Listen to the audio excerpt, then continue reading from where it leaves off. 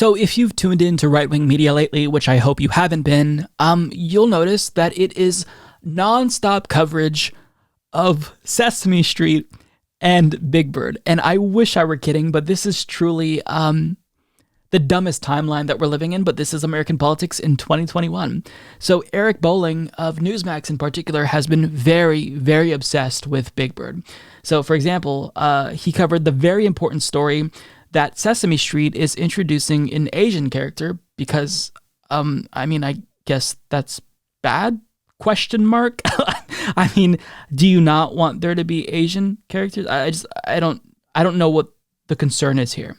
Also, there's Kermit the Frog possibly weighing in on this from the Newsmax desk, I'm assuming, possibly sharing how he feels about an Asian character being on Sesame Street. Bolling also claimed that socialists are hiding behind puppets. Very interesting. And Miss Piggy and Kermit the Frog made it onto Bolling's Biggest Loser list, along with Joyanne Reed from MSNBC. Why? That's not even the worst one. So he also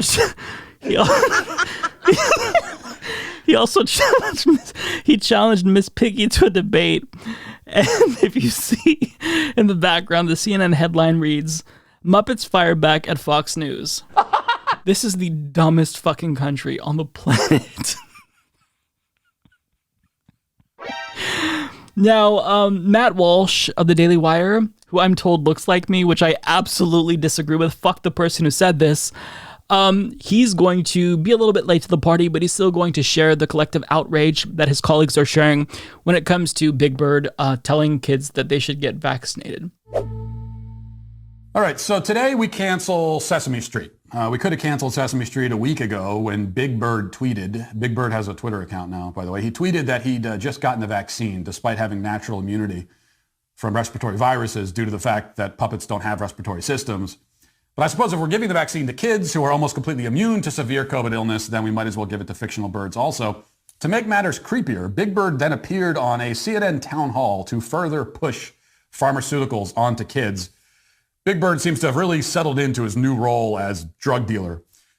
Okay, this raises a number of questions. Questions like, what the hell happened to Big Bird's voice?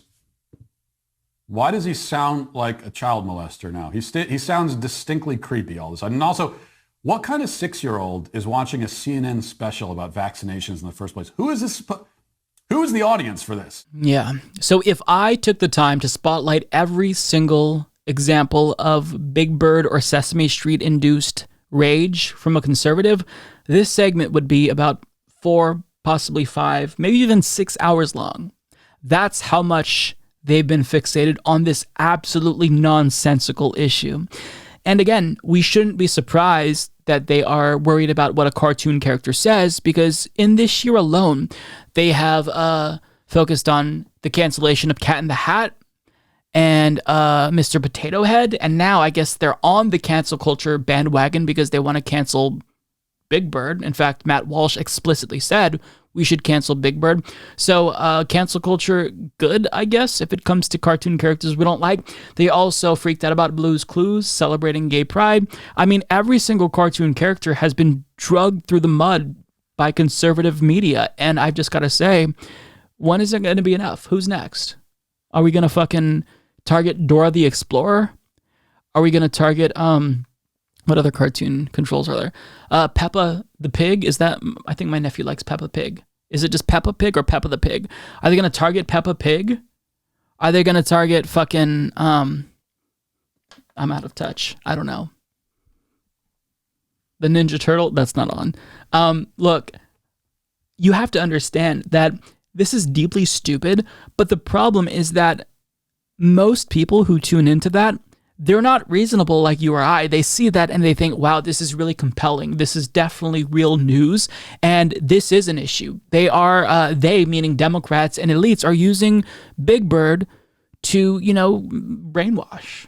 We're not brainwashing. We're not doing that with PragerU for Kids. We're not doing that by changing the curriculum in Texas and other red states. We're not doing that. They're doing that. And what they're doing is bad because we don't want kids to get a life-saving vaccine.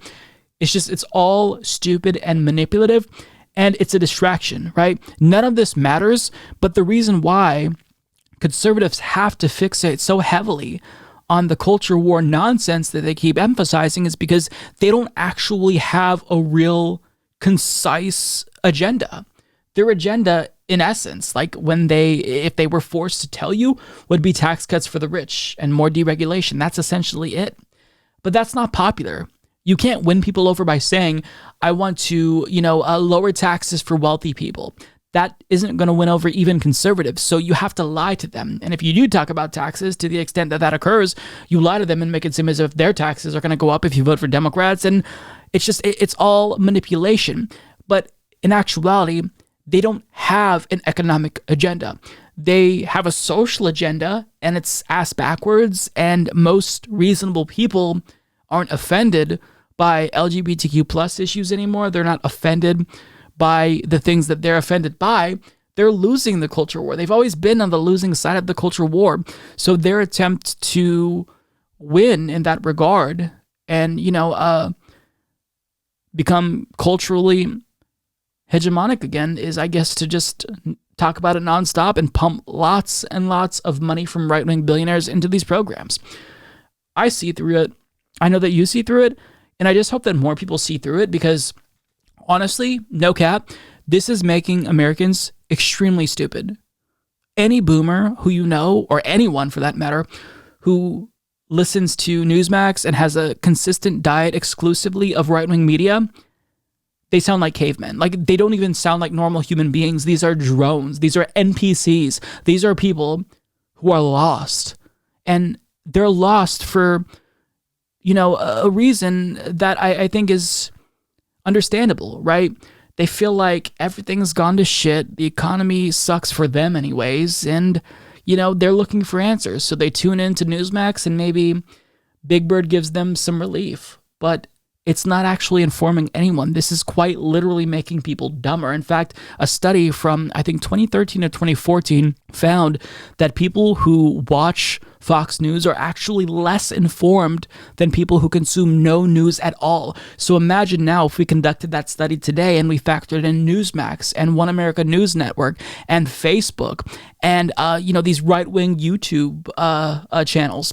It would probably be even more disastrous of a result, but that's the reality. And in whatever minimal way that we can push back, even if it's just making fun of them as I'm doing, I think that there's some value in that because this is stupid. And if people don't see that this is stupid, this big bird fear-mongering, then we are in really bad fucking shape as a country. When you acting like a beta, call you the P word. Beta girl.